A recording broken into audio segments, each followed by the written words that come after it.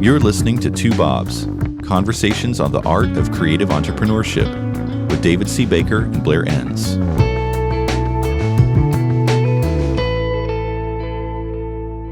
Blair, today we're going to talk about a topic that you suggested. I really liked this as soon as I heard it. The idea of big clients versus small clients and the trade-offs and all of that.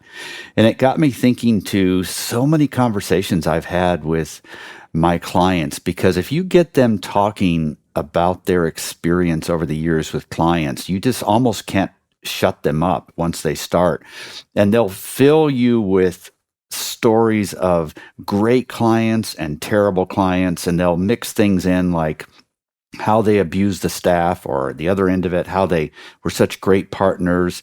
But one thing they don't seem to talk too much about is the relative size of those clients and whether there's any connection between that size and their experience working for them. So you've been noticing some patterns here. What made you think about this topic?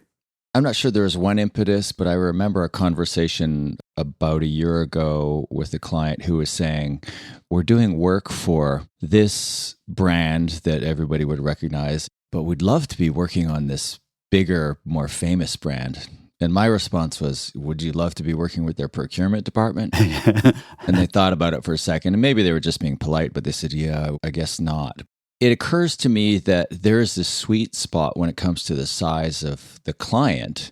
Right. And we sometimes tend to think that bigger is better. And sometimes bigger is better. And we'll talk about both ends of the spectrum. But I don't know that going after the biggest brands in the world is necessarily the best move for the average independent firm. And there's obviously a lot of qualifiers around that, but that was the impetus for this idea that a bigger client isn't necessarily a better client. So aside from that, and recognizing that there are all kinds of exceptions to this, what are some of the things that make big clients alluring? As a principal sitting here dreaming of their soon-to-be existent for the next 4 years, next month, this will be existent. Yeah. New business plan. What are the things that draw them to big clients usually? Whether those are true or not, what are the big things? Well, I think the two big ones are this assumption that there's bigger money, and often the budgets are bigger, but that doesn't necessarily mean more money to the bottom line for the agency. We'll talk about that. So it's big money, and then it's big fame or awareness or prestige, whatever you want to call it. There's a lot of cachet to be able to say that you work with the biggest brands in the world. Like, I'm sure you've seen this pattern. Every firm in Seattle or Washington State, or even in the Pacific Northwest, doesn't matter what they've done, Microsoft is on their client list. Right. And it's usually right up there. It's the number one client. And I'm not trying to make a case, don't do business with Microsoft. I'm just saying I'll make that case. I'll definitely make that case. Well, I'm looking forward to that part of the podcast. Yeah, but usually they just helped somebody below a C-level put a presentation together overnight because they were in a hurry, and now Microsoft is on the website as a client. It's just a little funny to see. If you added up all the firms that say Microsoft was a client, you'd wonder how big Microsoft was. It's like, oh my God, they're using 3,428 agencies. That's pretty amazing. Yeah, there's prestige with saying that you work with the largest clients. And we see this all the time. You see it, I see it, our listeners see it. You go to an agency website, you look at the page that lists their clients, and you see these logos, and they're either really the world's biggest, most prestigious companies, and you're really impressed. You make all kinds of assumptions based on that. Or there are these obscure little things that you think of. It's like Blue Cross, Blue Shield in Southern Illinois or something. Yeah. And you think, well, how good can this be? But, that firm that's doing work for a medical or an insurance company, I don't know what you would call Blue Cross, Blue Shield, but that type of business or something like an insurance company that you haven't heard of, they might be making way more money and doing better, more impactful work and have more fruitful client relationships than the firm that's got Microsoft and Facebook and Exxon or whoever the big companies of the day are on their website. Right. All right. So big money, notoriety, it sort of helps the logo wall. Sometimes you don't have to land as many of them because they just self-renew. You get in deeply and so on. What are the drawbacks of big clients? You already mentioned the procurement one, where you help somebody who was dreaming about a bigger client say, well, you realize that this comes with procurement. What are some of the other things that might come? And this one really got me thinking. It's not like I'd learned anything new, but it just hit me in the face. It's like, oh my God, yeah, these people, they treat their agencies quite differently. The really big clients do. Yeah, so procurement's the big one, right? I think the sweet spot is when you get just big clients, but not so big that procurement is driving the procurement process. Right. Other drawbacks are poor margins. I was interviewing a procurement person recently. I think I talked about this in one of the most recent episodes. I said to him, putting myself in the agency's position, I want to work with a client who says, listen, I hope through this work that you do for us that you help us make a lot of money and you make a lot of money too. Right. And he said to me, a procurement person would get fired for saying that. We'll unpack that later on in future episodes. There's some big stuff coming on that subject, right. As you might be able to tell, because I'm actually interviewing people on this. I can see you smiling. Oh, yeah. I can get you wound up about procurement easier than anything else. Don't you dare. No, I'm pretty chill today, David. I don't think you can get me wound up about anything. But, on this subject of poor margins, before you list some other things that come to mind, is like they're even mandating margins. It's not just that they want you to make less. They want you to not make more than X amount on the relationship. Yeah, they want to dictate them to you, and then they're always going to go down from there. Yeah. So you've got the involvement in procurement, which has an implication on a bunch of the things that we're going to talk about here under drawbacks of big clients. You've got generally poorer margins because larger companies are more in efficiency-seeking mode than they are in innovation mode. So one of the places they seek to find efficiencies is through their marketing agencies. So they've got people asking the question, what kind of margin, what kind of money are these people making on us? How much of that can we claw back? You also have less bravery in a large organization. This is an interesting, I don't know how deep we want to go here. Do you think I'm imagining this? Do you think, generally speaking, larger organizations, people are less brave, less willing to stand up and be the tall poppy or the voice that says what people are thinking but nobody else wants to say? Oh, it's absolutely true. Nobody wants to be the officer on the horse that gets shot first, right? Sitting up higher. It just brings into focus something that I think we won't have time to talk much about it today, but it's this idea that the bigger the company, the more important it is that you find an internal advocate or even a maverick who most of the rest of the people, his or her peers, would sort of like to get that person fired because they don't follow the rules, but they don't get fired because they don't follow the rules because the results they bring. And you'll find that the bigger the company you work for, the more important it is to have somebody who's willing to break those rules and get away with it because they have a history of results. But the whole point is that one person who breaks the rules stands out from the hundreds of people who were terrified of doing it. Yeah, and that person either gets fired or promoted. So as you're saying, I'd never really thought of it that specifically before, but when you are working with these big companies, look for that maverick and kind of tie your fortunes to that person, understanding that, at some point, if they don't become CEO, they're going to be fired. And you can follow them to the next job. Yeah, you'll be out with them, but maybe you can follow them. So lack of bravery in large organizations. And if you're an entrepreneur and you love doing business with entrepreneurs, that describes you and me.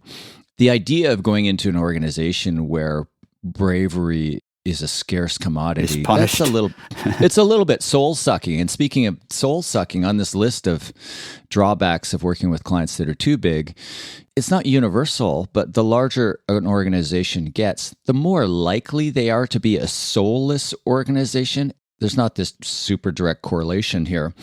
It's just more likely to happen. And you've experienced those soulless corporations either directly in the work that you've done or through your clients. And right. All of our listeners have, they've had those clients on their roster where it's just about the bottom line. It's just about the margin and the growth targets at the expense of everything else. And there's no Simon Sinek why. There's no big kind of tapping into some sense of greatness or the pursuit of a vision that everybody can become inspired by. And there's just a bigger group of stakeholders that need to be kept at bay.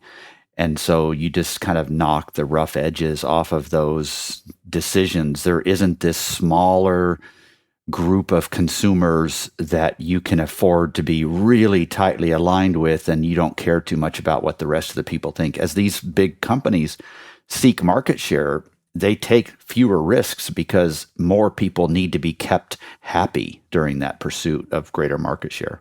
And that same principle applies to the people within the organization, which we were just kind of talking about. So large companies, large market, going after the tendency to go after lowest common denominator. And then you have this lowest common denominator effect when it comes to the personnel decisions. When it comes to internal decision making, usually there's so many people that have the ability to say no or to create obstacles or create trouble.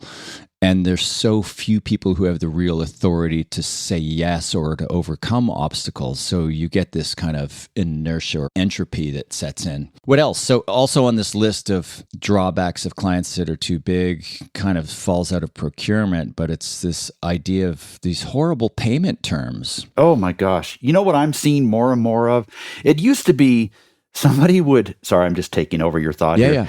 But it used to be when a client of yours insisted on 90 days, the hair on your arm would go up and you would think, oh my God, that's just rude. We're not a bank, we're a small firm. 90 days is nothing nowadays. There are large corporations that are insisting on 6 months, 180-day payment terms. Yeah, that's criminal. And that's driven entirely by the finance department. Yeah. Couple more reasons why you might not want to do business with clients that are too big. The bullet point here says incompetent middle managers. It's not that incompetence doesn't exist in small organizations. It's just easier to hide in large organizations. And in a culture that we just talked about, there's a lot of decision makers, there's a lot of defaulting to the lowest common denominator. It's pretty easy to hide incompetence. And you can get somebody who's the career person, they've been at the company for 18 years, they've got their eyes 7 years out, and they're just, all of their decisions are about making it over that 25-year line or whatever that line is. And you're just more likely to see that in large organizations. And again, if you're an entrepreneur running an independent creative or marketing firm, dealing with too many people like this can be soul-sucking. You know, can I just insert something here? Among the big mysteries of the world, we could list things like, is there a God? Let's not talk about that one. Here's another big mystery to me, and I'm in the US while we're recording this, you're in Canada. I used to work for these big companies. I would do consulting for them, and I quit doing that a decade ago. And I would walk out of these places and I'd be on my way through the parking lot back to my car, just shaking my head at the level of incompetence I was seeing and wondering how in the world did the U.S. become such a powerful economic force in the world with such incompetence at the corporate level. It just is staggering. And that still remains a big mystery of the world to me. I know that's cynical, but... Right up there with the existence of God. I remember you called me in one of those moments walking out of those companies, and you said exactly that. I wonder how this country became the powerful country with the level of incompetence at middle management in its large companies. Other people just take for granted that the bigger the company, the more competent a leader must be. And that must be true. I think I'm just missing something here. It just is staggering. But yeah, I couldn't help but talk about that as you talk about the drawbacks of big clients, incompetent middlemen, and politics that might come up as people are thinking about the decisions they make that are not solely about what's good for the company, but what's good for their career as well. Yeah. We're going to talk in a minute about how you don't want your clients to be too small, but for good small clients, what are some of those benefits? I mean, they're the flip side of what we've talked about, but just list a few of them for us. I actually want to back up to the beginning a little bit when we're talking about the benefits of big clients, because there were a couple of points I wanted to make that I didn't get to. And you alluded to the idea of longer term commitment. Right. So you might sign these like MSAs that cover, multiple years. So that's good. But another one is you often, especially in CPG or in Europe, FMCG businesses, you get knowledgeable brand managers. You get these MBAs who they're educated. They bring some pretty knowledgeable business frameworks to the job. And they're looking at the data. They're not shooting from the hip. They're making some educated decisions. So that's one of the benefits of working in larger companies. And also that they have experience in working with firms like yours. Now, that one's a double-edged sword. But on the benefits of small clients, the first one that I like is you're dealing with entrepreneurs, not always, but they're more entrepreneurial. Therefore, they're more likely to take risks. And I think if you are a creative person or a marketer and an entrepreneur, so you're running an independent firm, these are really your types of people. So you get inspired by possibilities every day, and you're keen to share your vision of what's possible with others. And you can wear out a bureaucratic client or somebody who's got the next 3 quarters mapped out. But your more smaller entrepreneurial clients are kindred spirits on that subject of being always open to possibilities. Yeah, and there's this connection. You may even talk about it, but you're both to some degree in the same boat. You're both small, independent. There's big guys, and the big guys are the enemies, the big companies, or maybe it's the holding firms for you. And you just talk the same language. You read the same business books and you talk about the same things. And yeah, I can see that for sure. Yeah, so they're more smaller clients that tend to be more innovative, willing to do something new. You're listening to Two Bobs, conversations on the art of creative entrepreneurship. Your hosts are David C. Baker, author, speaker, and advisor to owners of expert firms, and Blair Enns of Win Without Pitching, the sales training and coaching program for creative entrepreneurs. For more information, go to twobobs.com. If you find this podcast helpful, please help us by telling a friend and rating us on iTunes. Thank you. Now back to David and Blair. This isn't universally true, but my point here is willing to spend and experiment. Now, it's not true that smaller clients are more willing to spend. They're more willing to spend and lose. They're more willing to take a risk with their expense. And again, there's a size of client, and again, it's not a universal truth, but there's a client that's like so small they're not willing to do that at all, but it's more of a psychographic than it is a demographic. So you come up with your crazy idea, and the client who is equally prone to crazy ideas is willing to throw some money at the experiment. And in the best cases, even if the experiment fails, well, you've both learned something, and at some point the client feels like it was a worthwhile investment. Now, maybe that's a little bit idealistic on my part. Do you want to rip that apart? No, I don't think it's idealistic at all. I think it's true. And especially with the advent of the quick fail way of thinking. So They don't sink a lot of money in exploring this idea. And they haven't slipped into the slow down, protective, defend our market share mode yet. They know that in order to build the sort of market share they're looking for, they are not going to be able to use the playbook of the big company. They are going to have to out-innovate, out-change, and they're going to have to experiment with lots of things. And you can be a part of that, not only in executing those things quickly and cost-effectively, but also bringing more ideas to the table. The bigger companies are not looking for as many big new ideas from you. They're looking for the safe execution of ideas that are not going to get them in trouble. Yeah, the big companies are in efficiency-seeking mode, and the little companies are in innovation mode. And we've talked about this multiple times before. This principle of mine that I call the inefficiency principle is that those are opposite ends of the spectrum, and every individual, every department, and every company exists somewhere on that spectrum. And the larger the company, generally speaking, the more they tend to be on the efficiency-seeking end of the spectrum. So the small companies, it's in their nature to be innovative. So they make quick decisions. They're willing to spend and experiment. And somewhat related to that is this idea of partnership. Now, agencies love to say we partner with our clients. Yeah, I was hoping you'd talk about this one because you've sort of spit on the idea of partnership. So I want to make sure you explain exactly what you mean by partnership in this case. There's an article on my website, winwithoutpitching.com, called You Don't Really Partner with Your Clients. Mm-hmm. In that article, I define partnership in kind of the truest sense of the word is when you actually have a financial relationship where both parties have skin in the game. So that means you are a partner to your client when you put compensation at risk. And that's what I mean by partnership. So smaller, innovative clients are more willing to treat you as a partner in maybe the definition that you, the listener, would historically use, but also in the definition that I would use.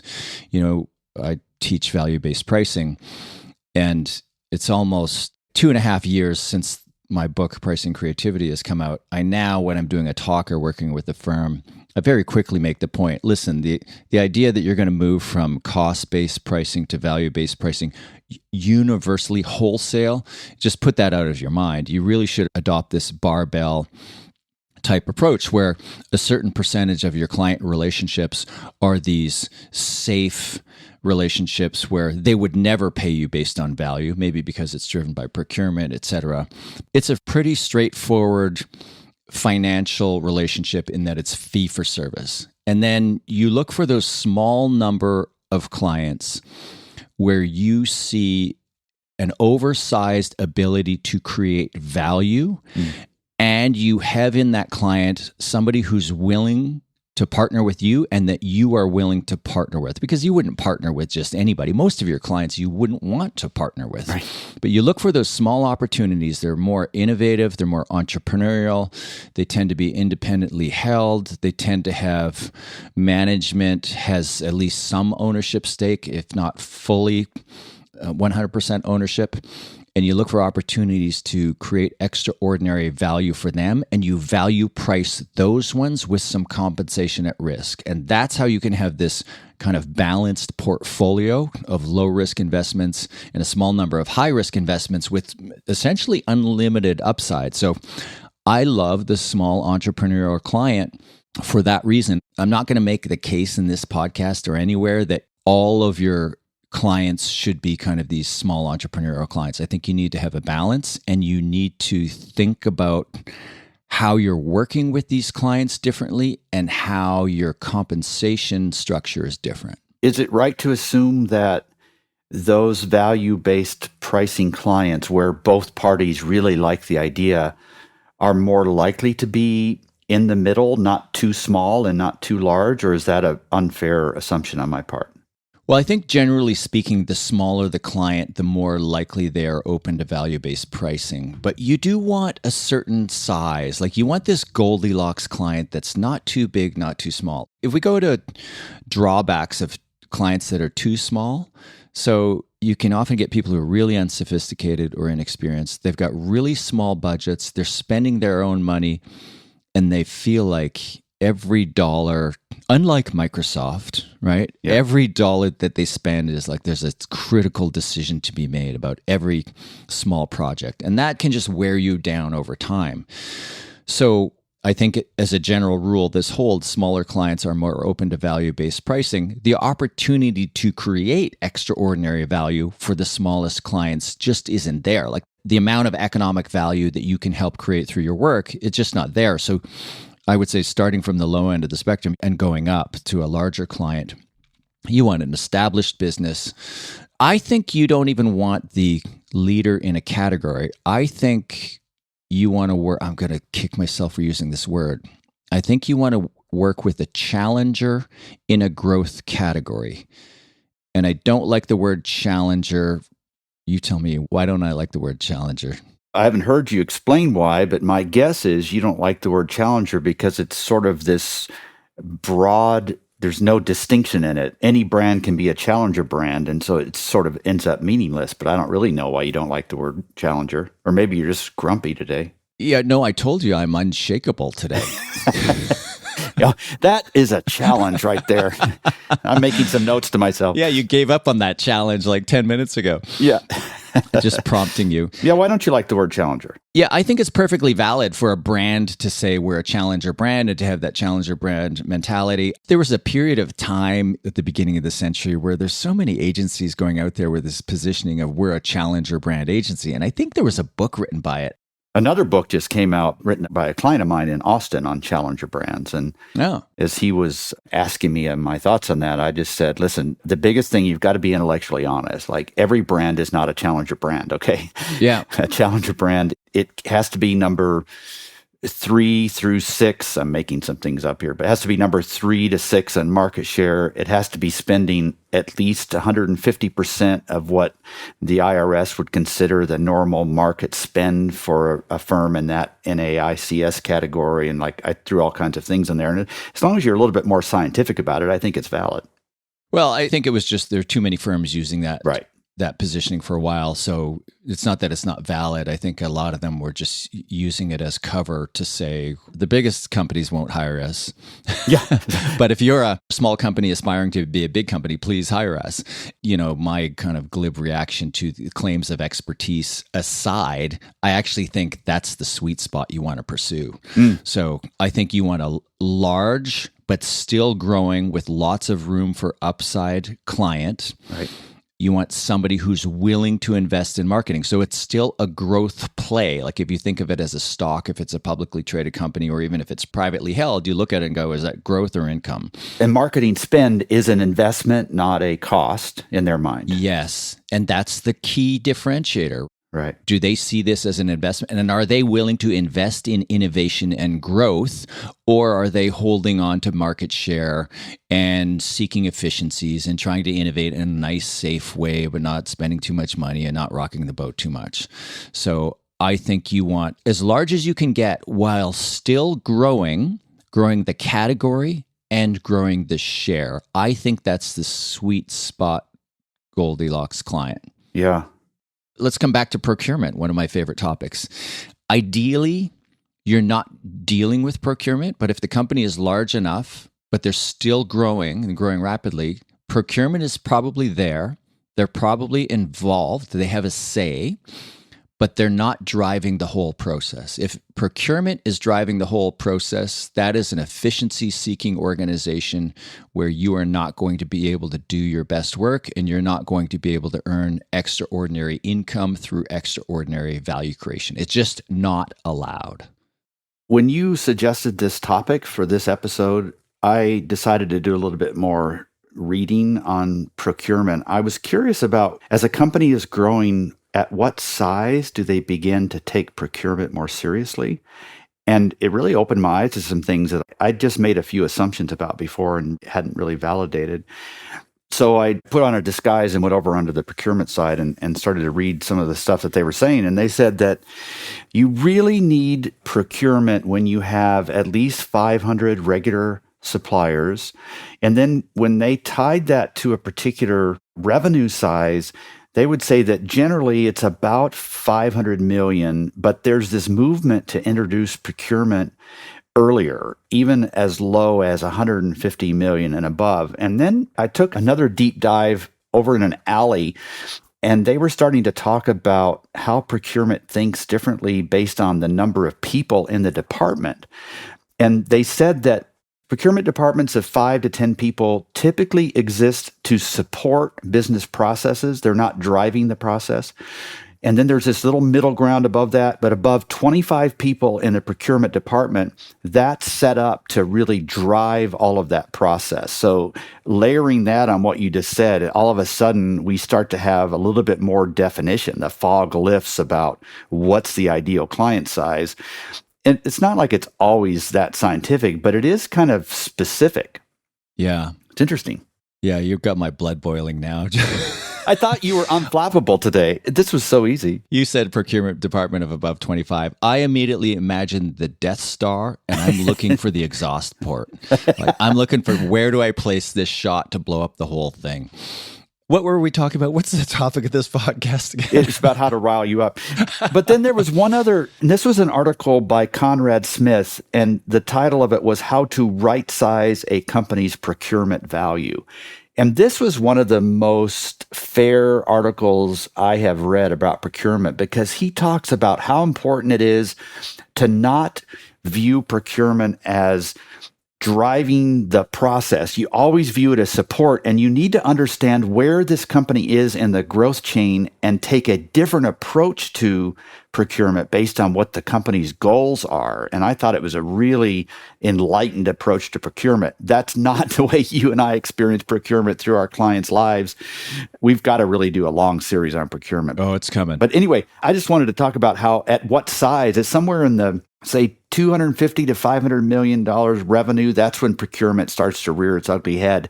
And it becomes more of a battle than a partnership sort of arrangement. Yeah, and I rolled my eyes when you said, some procurement people are making the case for procurement to get involved at the $150 million range. And as we're making some blanket statements here, it depends on the business you're in, depends on whether it's direct or indirect goods. It depends on all. And beyond size, like growth factor and the growth goals of the organization and whether or not they're seeking innovation versus efficiency, I think that's a more important driver than the actual size. But I will grant you that I think there's a certain threshold. 500 million sounds about right. And, I'm not saying that organizations who are innovation seeking mode should forego the pursuit of efficiencies at all or not look at how they can't bring their costs down. It's just not as important. Like the return on saving money when you're in growth mode is nowhere near the return on innovating. Is there anything different here about professional service firms, how they view this? If you work with, say, law firms as an example, you know that the small law firms there's a certain size where it doesn't make sense to even work with those professional firms. And it's not just law firms. There's kind of medical practices too.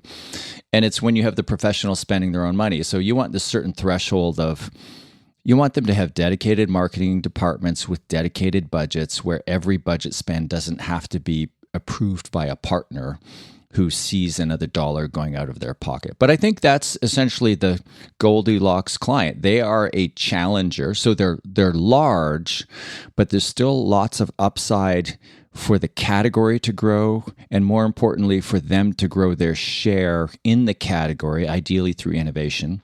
So they're spending money on innovation. They're investing in innovation, and marketing would be in support of that innovation. And a lot of what our listeners do for their clients, whether it's digital product development, whatever, that's all seen under kind of the banner of innovation or closely related to it. And procurement isn't driving the process. There might be a procurement department. They might have some involvement, but they're not driving the selection process and they're not dictating terms to you right from the beginning. Right. So I think that's the sweet spot. It's actually large, but not so large that you start to run into those issues. This makes perfect sense to me. It completely resonates with the experience that I have in talking with my clients. So Blair, wrap this up with a bow. You've done a really good job of describing the ideal sort of Goldilocks client. What are some other statements you can make that sort of make this hit home for people listening? So size isn't everything it's all cracked up to be. Larger is generally better until you get to the largest size. You start to give up all sorts of enviable things.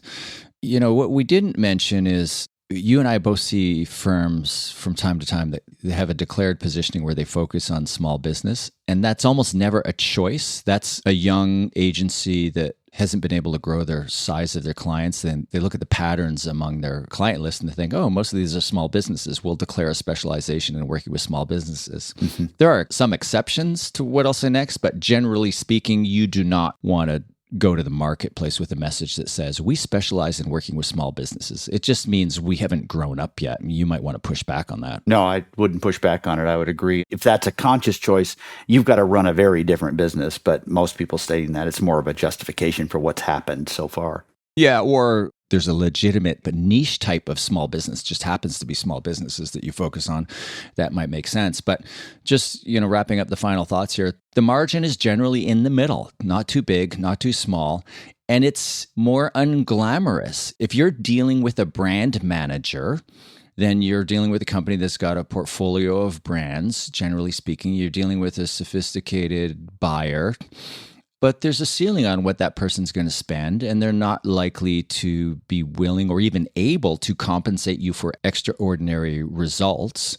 So go after the less glamorous businesses where you're not dealing with brand managers, you're dealing with heads of business units, VPs, etc. It's not like they haven't worked with firms like yours before, but they don't have this like steady roster of firms where they're always doing things. So the margin's in the middle, in the unglamorous, and then I'll just hit this one point one more time, this idea of balancing out your portfolio. So you've got some large clients and some small clients, and ones where you do the work, the money comes in, it pays the bills, it's fairly reliable. And then you look on the other end of the spectrum, you look for these small entrepreneurial type organizations, but large enough where you can see that you have the opportunity to help create extraordinary value. And then you put forward ways that those clients can work with you having some skin in the game, where you have, if not unlimited upside, the opportunity for a massive upside, because that's where you'll have the most fun. That's where you'll do your best work. That's where you'll make your most money. This is good. This is one of those episodes where I think somebody listening who is in the space we address is just going to be nodding their head because this fits their world. And the people who don't run a firm like that will wonder what the heck we're talking about. It's a great example, I think, of positioning. And I like this one especially because it feels like we're just in a bar talking with our listeners and swapping stories. So this is a great topic. Thank you, Blair. Thanks, David. I always appreciate when you interview me and at the end you say with a surprised voice, "This was actually good." Marcus, take that out. Thank you for listening to Two Bobs with David C. Baker and Blair Enns. Subscribe and learn more at twobobs.com. That's the number 2, BOBS.com.